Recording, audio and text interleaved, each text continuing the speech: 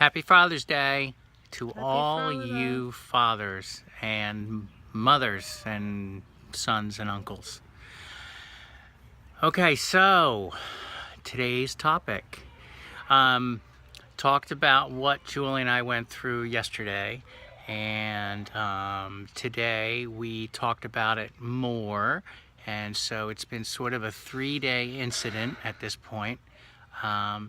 Still some tension there, but I think that we made a lot of progress. But I wanted to say that, like for me, like to briefly go over, it was basically a money discussion and disagreement.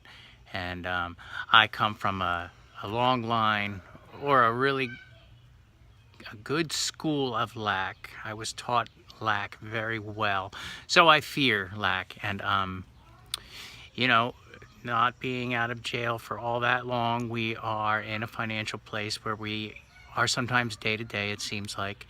So when I got bad news, I wasn't happy, and we went back and forth, and like it took a couple days, like I said, to resolve things. But I think what we have learned is, and what I've taken from this is that couples, especially when there's one person in recovery and one not, you've got two people who think and look at life in a fairly different way. And with money, it's a very sensitive topic. It's an important thing to discuss, but I think that there's so many different ways to approach money, and the challenge of paying the bills and everything, unless you guys are super rich, is you have to be prepared for the other person to look at things differently, and you have to go into it knowing that it might get emotional and there might be conflict, but that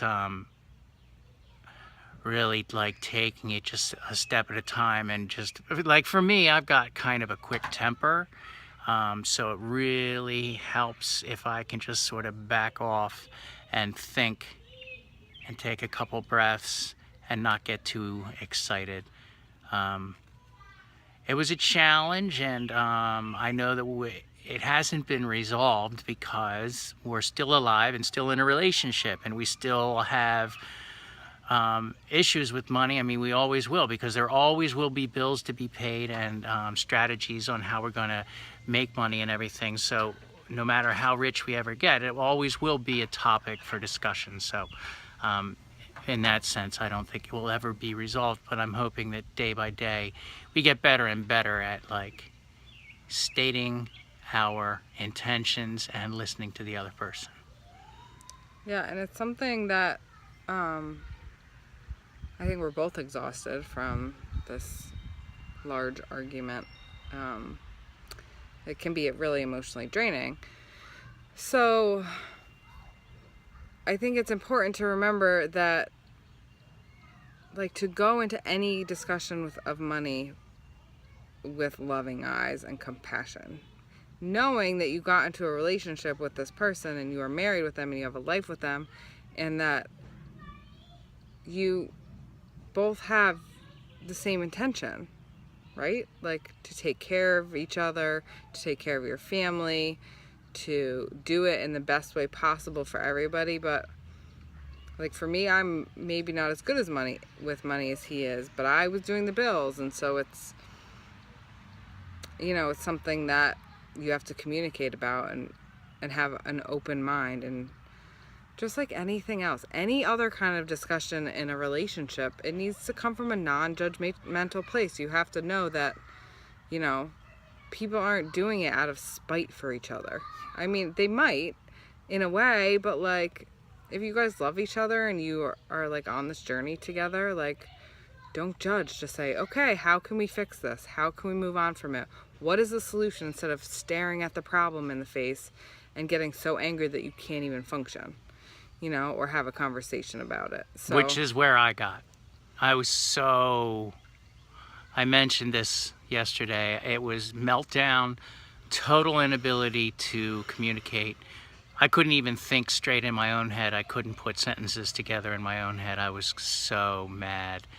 I wanted to say that it can be hard, but when there's conflict, it really benefits to remember that you guys are on the same side. We both were married to each other. We care about each other. We have 3 young kids. We have the same basic goals, and that is health and happiness for the family. If we have different day-to-day strategies, that's inevitable. And you always have to know that everything is changing, always. You know what I mean? You could make a plan and it could change in 3, 4, 5 months, depending on, you know, a job change or a new business idea or Unemployment. Or a move.